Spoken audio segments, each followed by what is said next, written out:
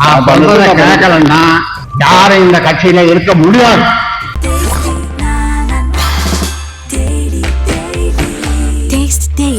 யாரா இருந்தாலும் நான் சொல்றதுதான் கேட்கணும். புரியுதா? நான் சொல்றத கேட்கலன்னா யாரும் இந்த கட்சியில இருக்க முடியாது. இது நான் உண்டாக்குன கட்சி. நான் சொல்றத கேட்கலன்னா யாரும் இந்த கட்சியில இருக்க முடியாது. இன்னும் சரின்னா சரி போ. பாண்டிச்சேரியிலே தந்தைக்கும் மகனுக்குமான பாச போராட்டமாக இதை எடுத்துக்கொள்வதா அல்லது அரசியல் திசைவழி போக்கை மாற்றுவதற்காக நாடகம் ஆடுகிறார்களா? பனையூரில் நான் அலுவலகம் திறந்திருக்கிறேன், அங்கே வாருங்கள் என்று அழைப்பது என்பது ஏற்கனவே முடிவு செய்யப்பட்டதா? குடும்பத்துக்குள்ளேயே பதவிகள் போடக்கூடாது என்று அன்புமணி சொன்னார் என்றால் அன்புமணியா? அன்புமணியும் ராமதாஸ் அவர்களுடைய மகன் தானே. படிக்கிற காலத்திலேயே பொய்யான மருத்துவத்தை, போலியான மருத்துவத்தை, குறிப்பாக சாதியின் பெயரை மாற்றி இவர் படித்திருக்கிறார் என்பதையும், இவருடைய பிறப்பே அந்நியர் சமூகம் அல்ல, ஒருவேளை இவர்கள் சொத்துக்காக அடித்துக் கொள்கிறார்களா என்கிற சந்தேகம் நமக்கு வலுவாக இருக்கிறது. காரணம், மருத்துவர் ராமதாஸுக்கு இன்னொரு மனைவியும் இருக்கிறார், அவர்தான் அனைவற்றையும் பார்க்கிறார் என்கிற தன்னுடைய சொந்த அக்கா மகனுக்கு பதவி கொடுப்பதை எப்படி விரும்பாமல் இருப்பார் அன்புமணி? அப்பா சொல்கிறார் பிள்ளைக்கு பேரனுக்கு கொடுக்கலாம் என்று சொல்கிறார், மகன் மறுக்கிறார் என்றால் இதில் ஏதோ உள்விடயங்கள் ஓடிக்கொண்டிருக்கிறது. ஆண்டாண்டு காலமாக லாந்தர் விளக்கில் கட்சியை வளர்த்த கோகா மணி அவர்கள் செயல் தலைவர் என்கிற அடிப்படையில் பொம்மை தலைவராக வைத்துக் கொண்டு இவர்கள் ஒரு பெரிய நாடகத்தை அரங்கேற்றி வரும் சூழலில் தான் கோகா மணி போன்றவர்கள் எல்லாம் இவர்கள் அரசியலில் பித்தலாட்ட அரசியலைத்தான் ஆண்டாண்டு காலமாக நடத்தி வருகிறார்கள் என்பதற்கு பல்வேறு சான்றுகளை நம்மால் கூற முடியும். பாட்டாளி மக்கள் கட்சியினுடைய இளைஞரணி தலைவராக கோகா மணியனுடைய அவர்களுடைய புதல்வர் தமிழ்குமரன் அவர்களை நியமிக்கும் போது கூட இருவருக்கும் மிகப்பெரிய கருத்து முரண்கள் ஏற்பட்டது.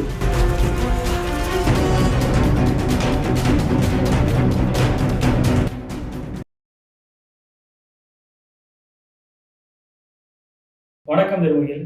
புதுச்சேரியில பாமக பொதுக்குழு நடந்துச்சு. அந்த பொதுக்குழுல ராமதாஸ் அவர்களுக்கும் அன்புமணி ராமதாஸ் அவர்களுக்கும் இடையே ஒரு வார்த்தை போர் ஏற்பட்டிருக்கு. குறிப்பாக கட்சியில நிர்வாகிகளை தேர்ந்தெடுப்பதில் மிகப்பெரிய அளவில் ஒரு சலசலப்பு ஏற்பட்டிருக்கு. தன்னுடைய குடும்பத்தை சேர்ந்தவர்களே இதுக்கப்புறம் முக்கிய பதவி கொடுக்கக்கூடாது, 4 மாசம் தான் ஆகுது, அதுக்குள்ளே எப்படி நீங்க கொடுக்கலாம் அப்படின்னு சொல்லி ராமதாஸ் அவர்கள்ட்ட அன்புமணி ராமதாஸ் கேட்கும் பொழுது, நான் தான் இந்த கட்சியை ஆரம்பிச்சேன், நான் சொல்ற ஆள் தான் இங்க நியமிக்கப்படணும், அப்படி பிடிக்காதவங்க தயவு செஞ்சு நீங்க போயிடலாம், கட்சி விட்டு வெளியேறலாம்னு சொல்லி ஓப்பனாவே டிக்ளேர் பண்றாரு.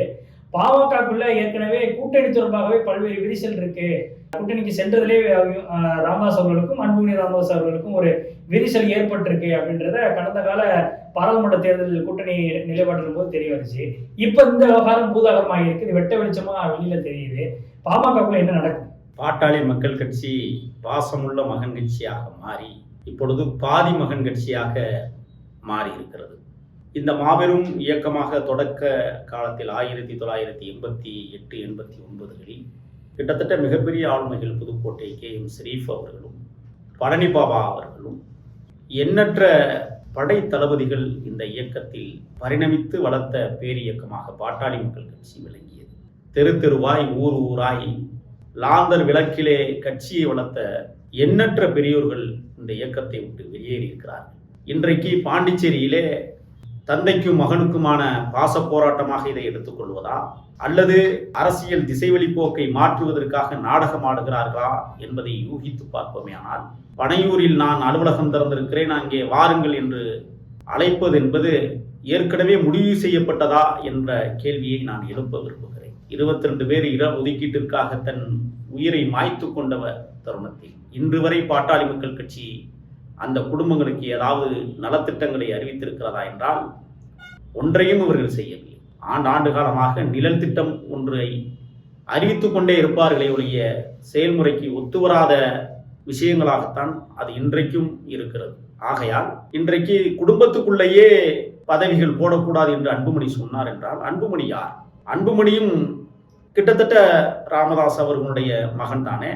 ஏன் நான் இதை சொல்லுகிறேன் என்றால் CN ராமமூர்த்தி அவர்கள் தொடர்ந்து பாட்டாளி மக்கள் கட்சி நிறுவனத் தலைவர் ராமதாஸ் அவர்களை எவ்வாறெல்லாம் வசைபாடுகிறார் என்பதை பார்க்கிற போது இவர்கள் எவ்வளவு பெரிய போலிகளாக இருப்பார்கள் என்பதற்கு சான்றாக அவருடைய பேட்டிகள் தொடர்ந்து வலைவலைத்தளத்தில் நாம் பார்க்க முடிகிறது. மருத்துவர் படிக்கிற காலத்திலேயே மருத்துவம் பொய்யான மருத்துவத்தை, போலியான மருத்துவத்தை, குறிப்பாக சாதியின் பெயரை மாற்றி இவர் படித்திருக்கிறார் என்பதையும், இவருடைய பிறப்பே வன்னியர் சமூகம் அல்ல என்று சொல்லுகிற அளவிற்கும் இன்றைக்கு CN ராமமூர்த்தி அவர்கள் வெட்ட வெளிச்சமாக்கி கொண்டிருக்கிறார் இவருடைய வாழ்வியல்களை. வன்னியர் அறக்கட்டளையை சரஸ்வதி அறக்கட்டளை என்று மாற்றி இருக்கிறார்கள். ஒருவேளை இவர்கள் சொத்துக்காக அடித்துக் கொள்கிறார்களா என்கிற சந்தேகம் நமக்கு வலுவாக இருக்கிறது. காரணம், மருத்துவர் ராமதாசுக்கு இன்னொரு மனைவியும் இருக்கிறார், அவர்தான் அனைவற்றையும் பார்க்கிறார் என்கிற CN ராமமூர்த்தியினுடைய கூற்று உண்மையாக இருக்குமோ என்கிற கோணத்தில் நாம் இதை யூகிக்க முடிகிறது. ஆகையால் பாட்டாளி மக்கள் கட்சி ஏற்கனவே தேய்ந்த நிலையில்தான் தமிழ்நாட்டில் இயங்கிக் கொண்டிருக்கிறது. குறிப்பாக வட மாவட்டங்களில் இன்றைக்கு தந்தைக்கும் மகனுக்குமான பிரச்சனை இன்றைக்கு பொதுக்குழுவிலே அரங்கேற்றமாயிருக்கிறது என்றால், தன்னுடைய சொந்த அக்கா மகனுக்கு பதவி கொடுப்பதை எப்படி விரும்பாமல் இருப்பார் அன்புமணி? அப்பா சொல்கிறார் பிள்ளைக்கு பேரனுக்கு கொடுக்கலாம் என்று சொல்லுகிறார், மகன் மறுக்கிறார் என்றால் இதில் ஏதோ உள்விடயங்கள் ஓடிக்கொண்டிருக்கிறது. ஆண்டாண்டு காலமாக லாந்தர் விளக்கில் கட்சியை வளர்த்த கோகா மணி அவர்கள் செயல் தலைவர் என்கிற அடிப்படையில் பொம்மை தலைவராக வைத்துக் கொண்டு இவர்கள் ஒரு பெரிய நாடகத்தை அரங்கேற்றி வரும் சூழலில் தான் கோகா மணி போன்றவர்கள் எல்லாம் வேறு வழியில்லாமல் அந்த இயக்கத்தை நடத்தி கொண்டிருக்கிறார்கள், அந்த இயக்கத்தை தொடர்கிறார்கள். ஆகையால் இன்றைக்கு பொதுக்குழுவில் அப்பனுக்கும் மகனுக்குமான சண்டை என்பது இவர்களுக்குள் நீர்பூத்த நெருப்பாக இருந்தது, இன்றைக்கு வெட்ட வெளிச்சமாய் இருப்பதைத்தான் நான் பார்க்கிறேன். இப்ப இந்த விவகாரத்துல நீங்க சொல்ற கோணம் அப்படின்றது தன்னுடைய சொத்தை பாதுகாக்கணும் அப்படிங்கிறதுக்காக தான் இவங்க ஒரு நாடகம் ஆடுறாங்க அப்படின்ற மாதிரியான ஒரு கோணத்துல பேசுறீங்க. ஆனா ஏற்கனவே நான் முன்னாடி என்னுடைய கேள்வியில குறிப்பிட்டது போல பாமக பாஜக கூட்டணியில சேருவதற்கு ராமதாஸ் அவர்கள் எதிர்ப்பு தெரிவிச்சாரு.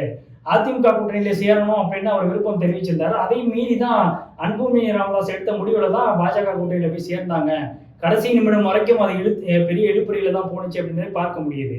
அப்படிங்கிற பட்சத்துல இப்ப நீங்க சொல்ற ஒரு குறிப்பிட்ட கோணத்தை மட்டும் நம்ம யோசிக்கணுமா? இல்ல, இவர்கள் அரசியலில் பித்தலாட்ட அரசியலை தான் ஆண்டாண்டு காலமாக நடத்தி வருகிறார்கள் என்பதற்கு பல்வேறு சான்றுகளை நம்மால் கூற முடியும். அந்த வகையில் நீங்கள் சொல்வதை போல ராமதாஸ் அவர்கள் அதிமுக கூட்டணியாகவும், அன்புமணி ராமதாஸ் அன்புமணி அவர்கள் பாரதிய ஜனதா கட்சியினுடைய நிலைப்பாட்டையும் எடுத்தார்கள் என்றால், இவர்களுக்கு முட்டி மோதி கொள்ளுகிற சூழல் எங்கே உருவானது என்றால், பாட்டாளி மக்கள் கட்சியினுடைய இளைஞரணி தலைவராக கோகா மணியனுடைய அவர்களுடைய புதல்வர் தமிழ்குமரன் அவர்களை நியமிக்கும் போது கூட இருவருக்கும் மிகப்பெரிய கருத்து முரண்கள் ஏற்பட்டது.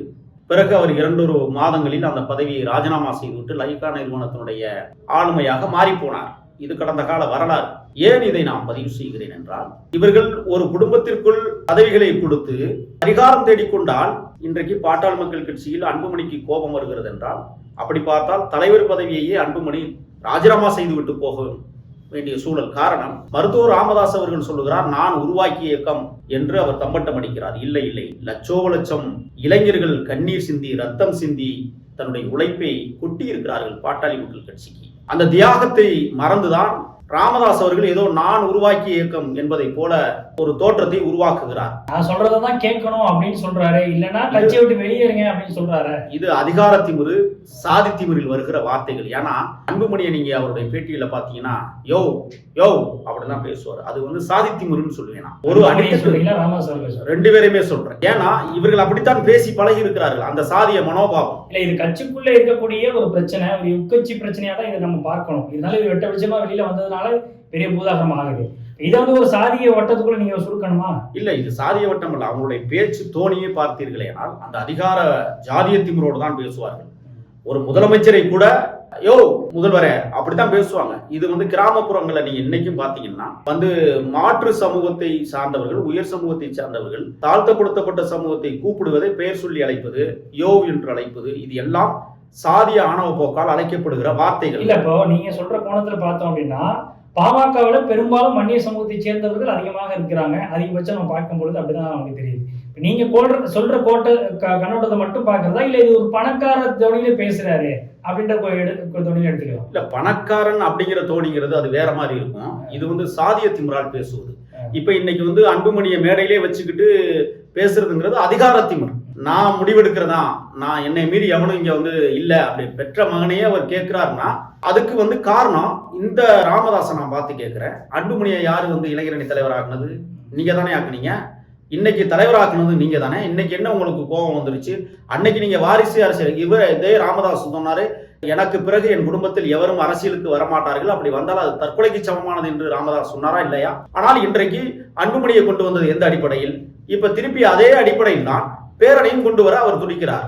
இப்ப அன்புமணி ராமதாஸ், அன்புமணி என்பவர் முன்னாடியே இதை அப்பா கிட்ட கேட்டுக்கொண்டேனே, அப்பா வாரிசு அரசியல் தேவையில்லை, பாட்டாளி மக்கள் கட்சி உங்களுடையது, இந்த கட்சிக்கும் எதற்கும் நான் பொறுப்பல்ல, நான் மருத்துவம் படித்திருக்கிறேன், நான் மருத்துவத்துறையை தேர்வு செய்து நான் அதன் மூலமாக சரஸ்வதி மருத்துவமனை நிர்வகிக்க போகிறேன், இன்னும் பெரிய மருத்துவமனைகளை உருவாக்க ஆசைப்படுகிறேன் என்று சொல்லிவிட்டு போக வேண்டியதானே. இளைஞரணி பொறுப்பை இவர் எவ்வாறு ஏற்றார்?